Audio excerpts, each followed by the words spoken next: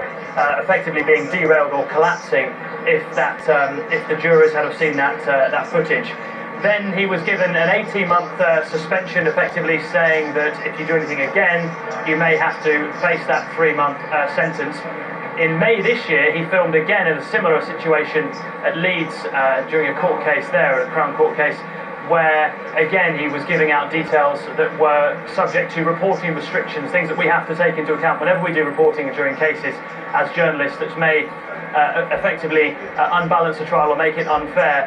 And he was given in that instance a 10-month sentence, so that was also activated a 3-month sentence previously, which meant that he was given a 13-month sentence for contempt of court and sent to jail within the space of just 5 hours. He was arrested and then sent to jail in 5 hours, which has been one of the problems which has been levelled at this conviction ever since the beginning. And today, when the judge handed out the ruling, he said that the appeal for the Canterbury case was dismissed, and that the time for that sentence was effectively served. But the judge did agree that there were many problems with the original case in Leeds, and therefore that was quashed, and he will be released on bail today.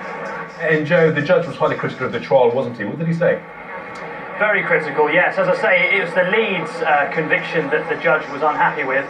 Made some comments, very strong comments, when you bear in mind this is a High Court appeal judge, on the timing, this 5 hours from arrest to jailing. The judge said once the appellant had removed the video from Facebook, there was no longer sufficient urgency to justify the immediate proceedings. He also went on to say that there was major problems with how the process of jailing Tommy Robinson. He said that no particulars of the contempt were formulated or put to the appellant, Tommy Robinson. There was a muddle over how the nature of the contempt was being considered. There was no clarity about what the appellant was admitting or what basis he was being sentenced. There was also a confusion and a mistake made around the categorization of the conviction. He said that it was errors like this that have a serious consequence upon the classification of prisoners.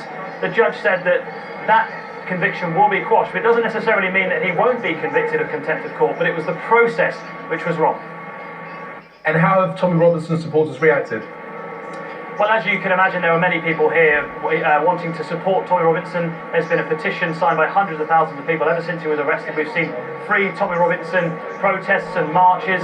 There were people inside the courtroom from the public, and they clapped and cheered when the supporters they clapped and cheered when the judgment was handed down. The judge had to silence them so he could finish his judgment, but there were also lots of people outside court. There was a small Free Tommy Robinson protest or support group for him, and on the other side of that, showing just how divisive he is as a figure, there was a protest against Tommy Robinson. His supporters have seen this today as a victory for them. They're saying that it's all part of the Free Tommy Robinson campaign. He is seen as someone to them who is simply doing what should be done by other journalists, showing the world what is going on. They see this as an attack on freedom of speech, and they're looking at this as a victory. They will be celebrating this today, but of course it is more complicated than that.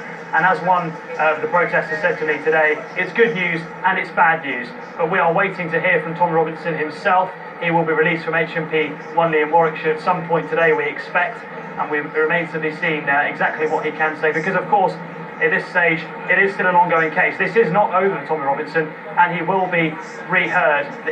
This contempt of court conviction will be reheard, and he may still face a jail term for it. Okay, Joe, for now, thank you. The Labour leader, Jeremy